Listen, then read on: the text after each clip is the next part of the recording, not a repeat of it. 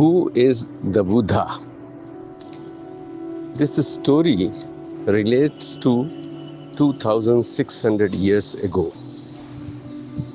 Prince Siddharth, who had become Bhikkhu Siddharth, has attained enlightenment, the Buddhahood, under the peepal tree by the side of Niranjana river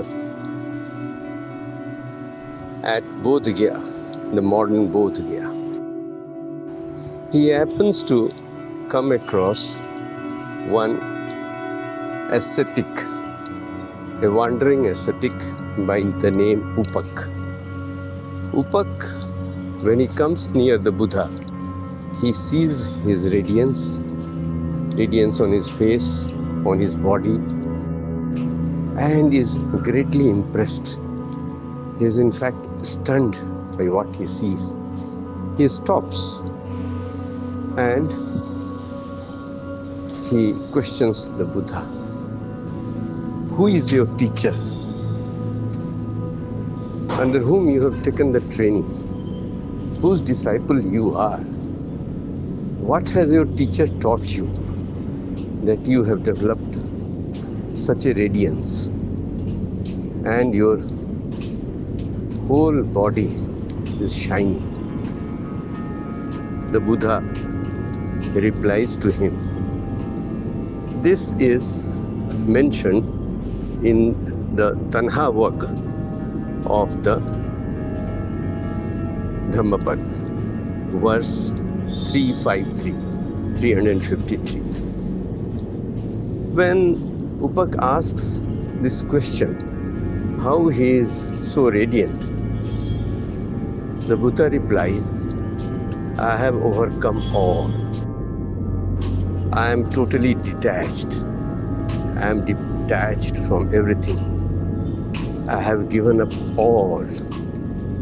I am liberated from all moral defilements. There is nothing left for me to achieve. I have realized all these through my own efforts and also realized the Four Noble Truths.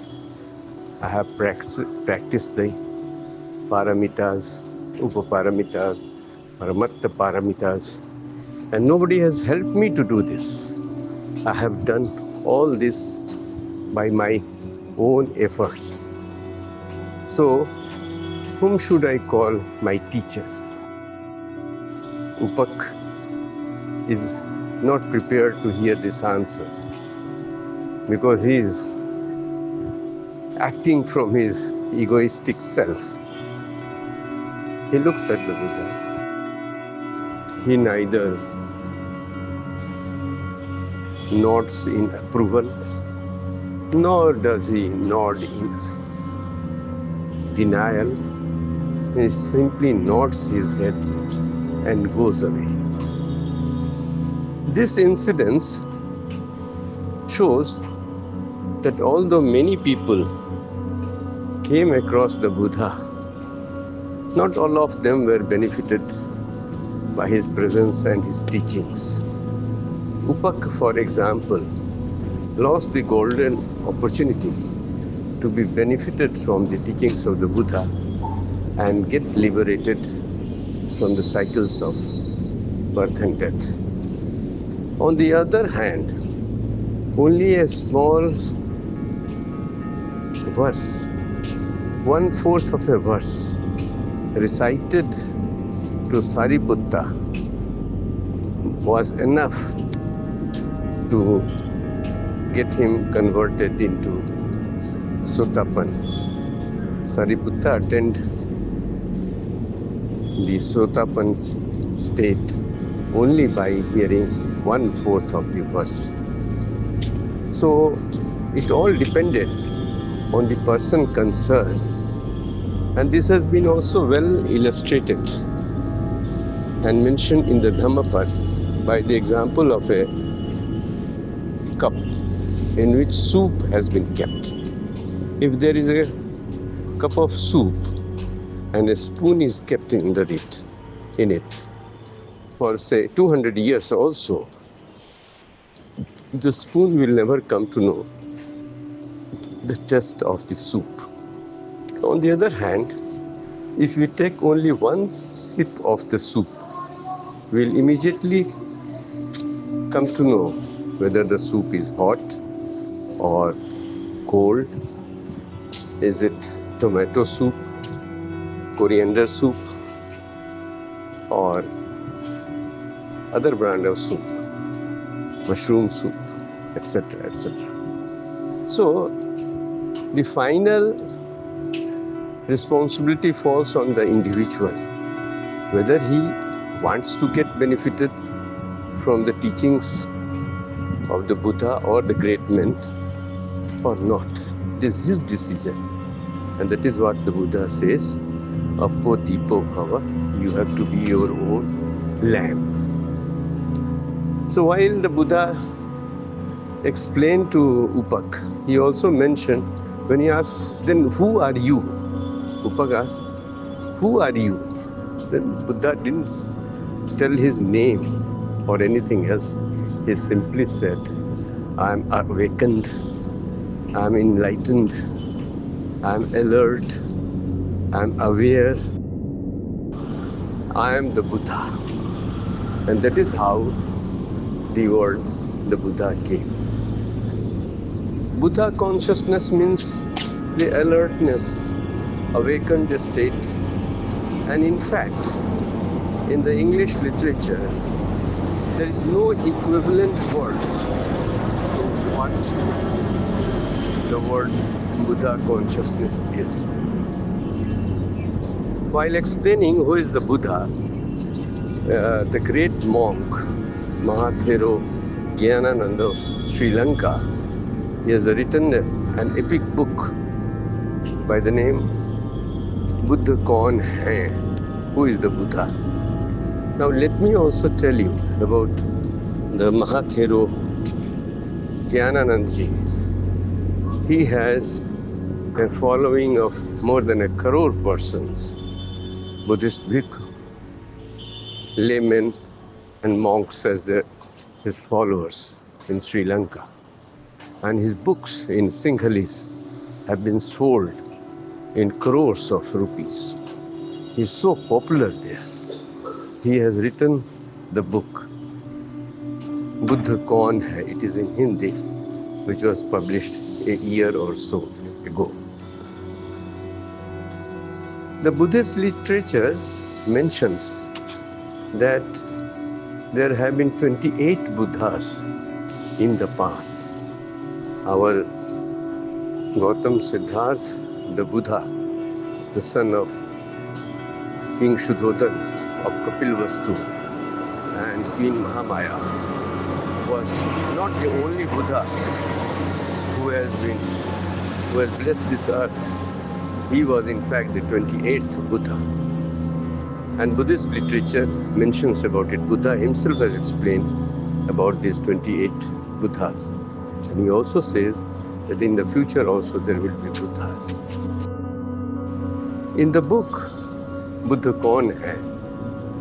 The author Mahathero Gyanananda ji, he tells us about the story which is billions and billions of years ago. When there was a young man who used to stay with his mother.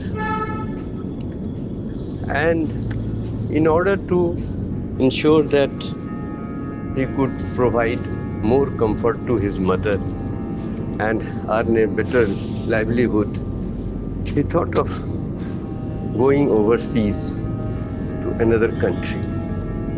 And with this intention, he started on a boat with his mother. For the first 6 days, the travel was quite smooth, nothing happened. But on the 7th day, the boat broke down. It was broken into pieces, and the mother and the son both were drowning. But the young man, the son, he took the determination, I will not allow my mother to drown. and he put his mother on his back and started swimming to look for some island where he could go and save his life and the life of his mother. Now it so happened at that time the Mahabrahma from the heavens was looking at the earth and trying to see if there was somebody who deserved by his act of sacrifice and other noble qualities, whether he did, there was somebody on this earth who deserved to become the Buddha in the future.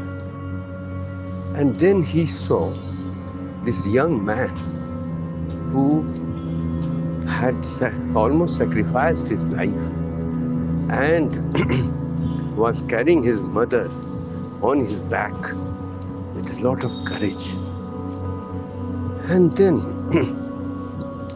the Mahabrahma thought, if a person is such selfless that he could sacrifice his life for his mother, then this person definitely deserves to be the Buddha. And so he sent the thought to this young man, let me try to save the world. And with this thought in his mind, he was almost on the verge of drowning, but he developed the courage from inside, sprang out of the water, and he again thought, I can't allow my mother to drown like this. And with a lot of determination, he put his mother on his back and again started swimming. He swam continuously for next 6 days, and on the 7th day he was at the island, came out to the island, and when his mother came to the island, she embraced her son and blessed, just as you have saved me from this ocean, I bless you that in the coming future you save the people of this world from this worldly ocean. It was such a unique thing that the same thoughts had come into the mind of the young man while he was drowning with his mother to save the world, and his mother also said the same words. Obviously, these words didn't come from within themselves. These words were inspired by the Mahabrahma. It helped to put the seeds in the young man to become the Buddha of the future. Times went by, and in times to come, this young man became a Brahmin. In the days of the Buddha, this Brahmin was born as Sumid. Now it once happened, he was also a very dedicated and pure man, followed the paramitas, and the seeds which were sown as a young man were sprouting up, coming up slowly and slowly. So during the time of the Buddha, it so happened that once the Buddha happened to visit the village in which Sumid was staying, and he was to pass through a patch.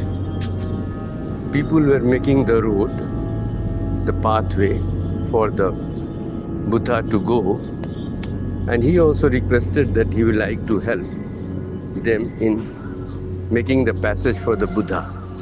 So they gave him a small patch of area which was full of mud.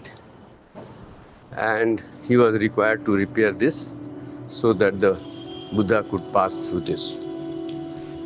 Now it so happened that he was trying to repair it. He could have performed miracles and repaired that portion, but Sumit didn't want to do it by using his miracle. So he was making efforts to fill the mud with clay, soil, so that the Buddha could pass through it.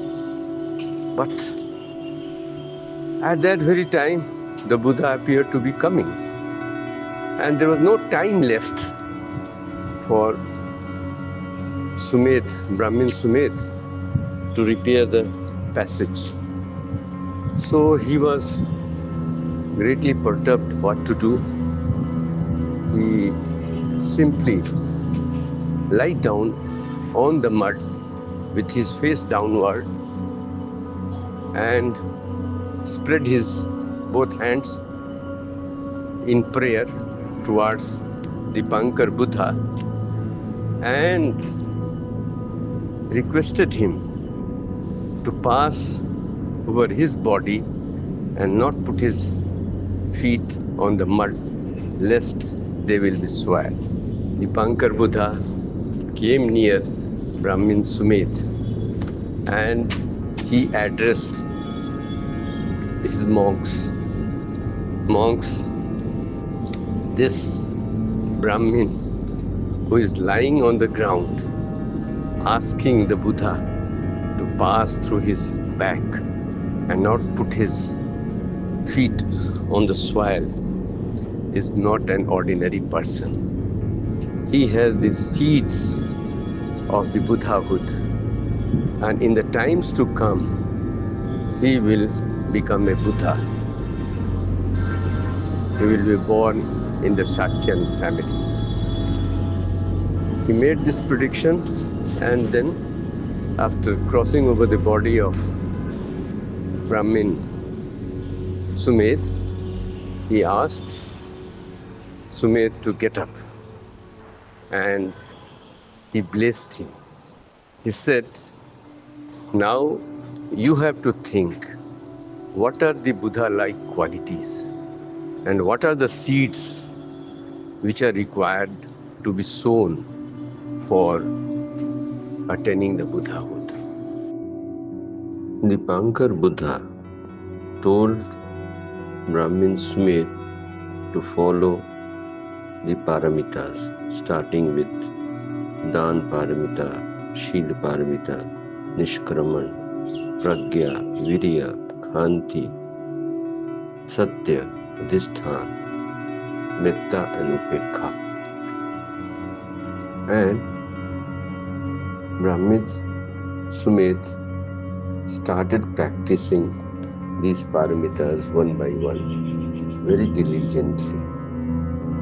And in the times to come, other Buddhas also, they came to the earth, and when they met this Brahmin Sumit in that reincarnation, they blessed him to become the Buddha of the future. And thus, in the times of Shakya king Shuddhodhan, who ruled at Kapilvastu,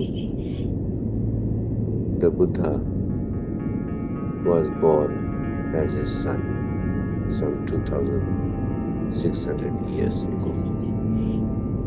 So the Buddha of our story is the son of the king of Kapilvastu, King Shuddhodhan, and his wife Maya. After Gautam Buddha got enlightenment under the peepal tree at Bodh Gaya, he made a survey of the universe. He wanted to look for some teacher where he could go and pay his respects on attaining the enlightenment. But he found that there was none in this universe who was at a higher pedestal than him. And so he didn't get a teacher. Therefore, the Buddha declared his Dhamma as his teacher, as his guru. However, whatsoever he had attained, the enlightenment, he didn't want to keep it to himself, and he thought of sharing it with his teacher, Alar Kalam. And with his divine vision, he saw that his guru, Alar Kalam, had already passed away. Then he thought of going to his other guru, the teacher, Ramputra Upak, but found out that he had also passed away some 3 days ago. Then he remembered his own 5 friends, Panchavakya bhikkhus, who practiced with him near Bodh Gaya. But when Buddha, as Bhikkhu Siddhartha, adopted the middle path and left the path of severe torture of the body, they deserted him and left.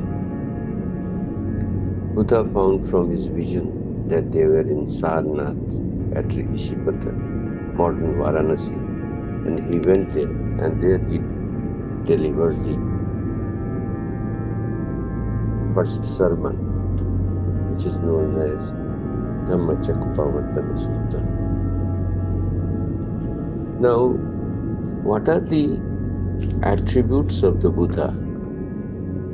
There are 9 attributes, qualities of the Buddha, and it is mentioned in the prayer which we recite at Bodh Gaya in the morning at the opening of the temple.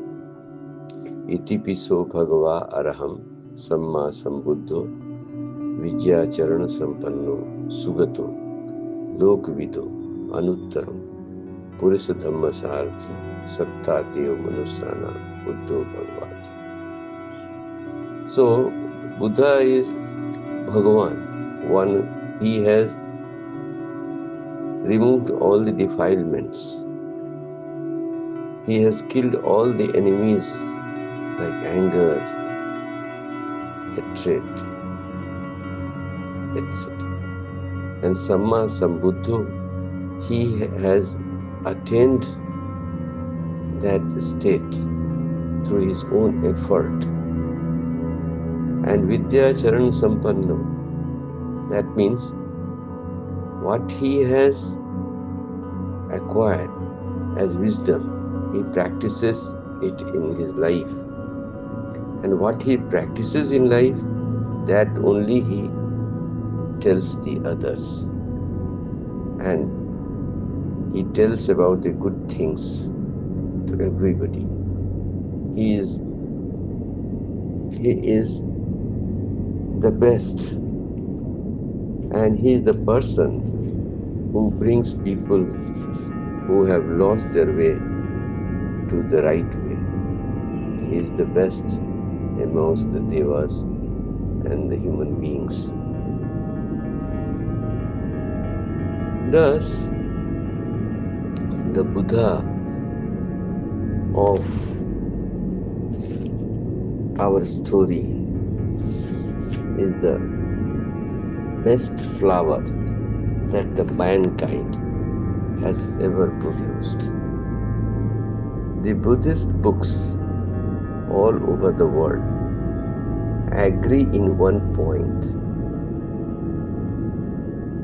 There is nothing recorded, not a single act or word in any scriptures the world over which mars the perfect purity and tenderness of our great Indian teacher.